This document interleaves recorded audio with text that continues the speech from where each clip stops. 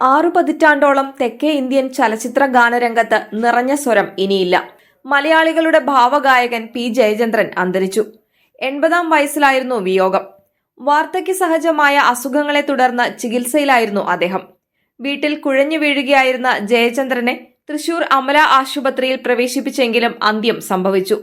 നാളെ രാവിലെ 9 മണിക്ക് മൃതദേഹം ആശുപത്രിയിൽ നിന്നും പൂങ്കുന്നത്തെ വീട്ടിലേക്ക് കൊണ്ടുപോകും. ഉച്ചവരെ വീട്ടിൽ പൊതുദർശനം. തുടർന്ന് മറ്റന്നാളായിരിക്കും ചേന്ദമംഗലം പാലിയത്ത് വീട്ടിൽ സംസ്കാര ചടങ്ങുകൾ നടക്കുക. മലയാളം, തമിഴ്, തെലുങ്ക്, കന്നഡ ഭാഷകൾക്ക് പുറമെ ഹിന്ദിയിലും പി ജയചന്ദ്രന്റെ സ്വരമാധുര്യം തിളങ്ങി നിന്നു. 5 ഭാഷകളിലായി 16,000-ലധികം ഗാനങ്ങൾക്കാണ് പി ജയചന്ദ്രൻ സ്വരം പകർന്നത്. മികച്ച പിന്നണി ഗായകനുള്ള ദേശീയ ചലച്ചിത്ര പുരസ്കാരം 1 തവണയും സംസ്ഥാന ചലച്ചിത്ര പുരസ്കാരം 5 തവണയും നേടിയിട്ടുണ്ട്. 2020-ലെ കേരള സർക്കാരിന്റെ JC ഡാനിയൽ പുരസ്കാരം ലഭിച്ചിട്ടുണ്ട്. തമിഴ്നാട് സർക്കാരിന്റെ കലൈമാമണി ബഹുമതി, 4 വട്ടം തമിഴ്നാട് സംസ്ഥാന പുരസ്കാരം എന്നിവയും ലഭിച്ചു. രാസാത്തി ഉന്നെ കാണാമ നെഞ്ച് എന്ന ഗാനം ഇന്നും തെന്നിന്ത്യ ഏറ്റുപാടുന്ന പാട്ടാണ്.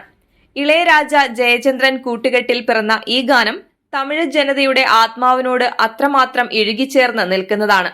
അനുരാഗ ഗാനം പോലെ നിന്മണി അറയിലെ രാജീവൻ നയനെ നീയുറങ്ങൂ, ഒന്നിനി തിരിതാഴ്ത്തു, നീലഗിരിയുടെ സഖികളെ, പ്രായം തമ്മിൽ പ്രേമം നൽകി, അറിയാതെ അറിയാതെ എന്നിങ്ങനെ അദ്ദേഹത്തിന്റെ എണ്ണിയാൽ തീരാത്ത പാട്ടുകൾക്ക് മലയാളികളുടെ ഹൃദയത്തിലാണ് സ്ഥാനം.